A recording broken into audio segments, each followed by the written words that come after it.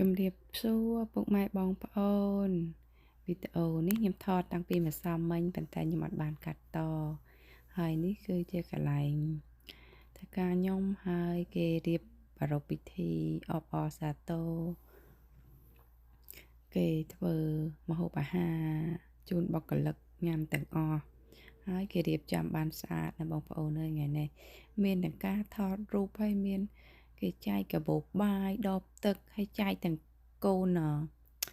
កូនរុក្ខជាតិបៃតងតូចតូចប៉ុន្តែខ្ញុំអត់បានយកអាកូនដើមដូចពូជរបស់តបងចេះអត់ទូចទូចនោះស្អាតណាខ្ញុំអត់បានយកហើយកន្លែងនេះចុងភៅឲ្យអ្នកធ្វើការនឹងស្មានតែខ្ញុំនឹងថតរូបថតគេខំលើកដៃពី3មិនអត់ទេណាឯងចូលក្នុង Facebook ហើយដើរមកដល់នេះមកតាក់ភ្នែកនឹងអាក្បាច់ឆ្លាក់ចម្លាក់នេះខ្ញុំធ្លាប់រៀនឆ្លាក់ដែរអាចចេះឆ្លាក់តិចតួចដែរចាំថ្ងៃក្រោយ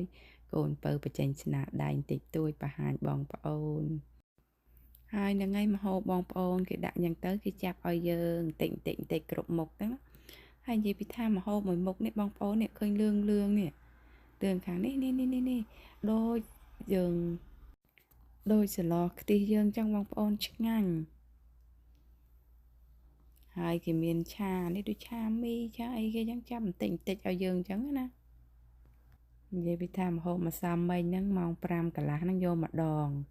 ដល់ម៉ោង9កន្លះយប់គេឲ្យញ៉ាំមកពេលទៀតពួកខ្ញុំនាំគ្នាទៅយកមកពេលទៀតហើយអត់មានបានញ៉ាំណាយកមកផ្ទះចំណែកខ្ញុំអត់សូវមានចាប់អារម្មណ៍ម្ហូបទេបងប្អូនអើយចាប់អារម្មណ៍តែការតុបតែងផ្កាគេស្អាតទៅហើយមិញនឹងបង្អែមផ្លែឈើយើងចាប់យកទៅហើយនេះជាភេសជ្ជៈមានទឹកអីតែខ្ញុំអត់យកអត់ចង់ញ៉ាំហើយនេះបងប្អូនម្ហូបមិញហ្នឹងបានមួយប្រអប់នឹងឯងហើយខ្ញុំអត់តន់ញ៉ាំទេខ្ញុំទុកញ៉ាំពេលញ៉ាំបាយខ្ញុំប៉ុន្តែដោយសារច្រើនពេកខ្ញុំកាន់អត់អស់អញ្ចឹងខ្ញុំអង្គុយញ៉ាំផ្លែឈើដោយសារកន្លែងនេះខ្ញុំធ្វើការត្រូវដើរប្រហែលជា5-6នាទីពីនឹងអញ្ចឹងកាន់អត់អស់ខ្ជិលអង្គុយញ៉ាំផ្លែឈើធ្វើជា content creator ដល់អត់ខ្មាស់ចឹងបងប្អូនកដាចំណោមមនុស្សត្រូវតែហ៊ានកាន់កាមេរ៉ាថតអង្គុយញ៉ាំធ្វើអ្វីដោយគ្មានការអៀនខ្មាស់ហើយនេះកំពុងអង្គុយញ៉ាំផ្លែឈើអត់មានខ្វល់ពីអីទាំងអស់ញ៉ាំបដាថតបដាហើយដោយសារអត់ចង់កាន់ផ្លែឈើនឹងទៅទៀតវាធ្ងន់ហើយម្យ៉ាងទៀតខ្ញុំយកបាយមកដែរដល់ពេលចឹងទៅខ្ជិលអង្គុយញ៉ាំអស់សិនចាំទៅ